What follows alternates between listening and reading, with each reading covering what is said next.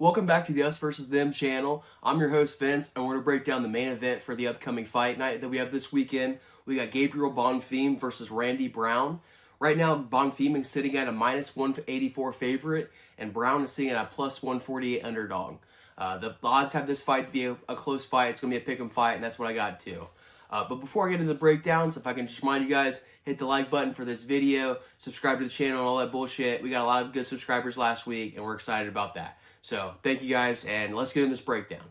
We have seen in the past where Gabriel Bonfim has shown that he has kind of had an issue with his cardio. We saw that in the Stephen Thompson fight where he was able to dominate Stephen Thompson in the first round and control him with the grappling and stuff. But as the fight got in the rounds 2 and 3, Stephen Thompson started to be able to defend the grappling exchanges just because the cardio just wasn't there for Bonfim.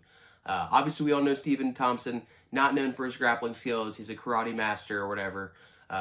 So his wrestling is just not where, it's definitely improved. We all know that. But, if Stephen Thompson's able to defend those takedowns, it's starting to make me wonder if Randy Brown's going to be able to defend those takedowns later in the rounds as well.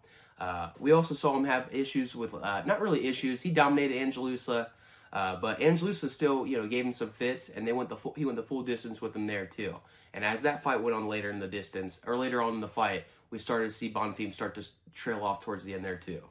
I do see Gabriel Bonfim being able to implement some of his wrestling and some of his, not really his wrestling, but his grappling early on in the fight.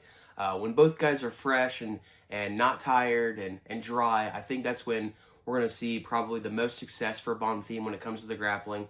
And when you look at past fights for Randy Brown too, we have seen him taken down in past fights. You go back to the Alicio Zaleski dos Santos fight. Obviously, dos Santos is able to get takedowns on him in that fight, and we just seen that to be kind of an issue for Randy Brown in the past. I think early on in the fight, he's going to have a really hard time defending those takedowns. I'm not really sure if he's going to have any issues defending takedowns later on in the fight once cardio starts to become an issue for Bonfim.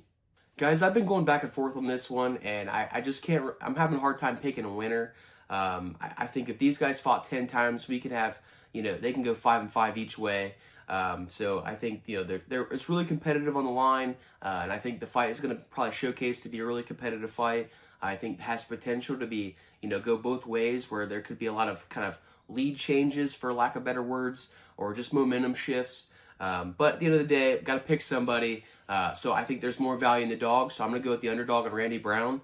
And I think the most likely outcome for him to get this done, if he does get the win, is by KO. Towards the later in the rounds, I think Randy Brown's cardio he's shown in the past that his cardio is relatively consistent, whereas Bonfim does tend to fade. So for my official prediction, I'm going to go with Randy Brown by KO. That prop is sitting at plus 360. I also see some pretty good value with the submission prop for Bonfim as well, and that prop is sitting at plus 180. That's my breakdown for that fight. Stop by for the next one where I got Matt Schnell versus Joseph Morales. That's co-main event. It should be a pretty sick fight. Awesome opportunity to make money. So stop by for that. And that's all I got for you guys today. I'm fucking out of here.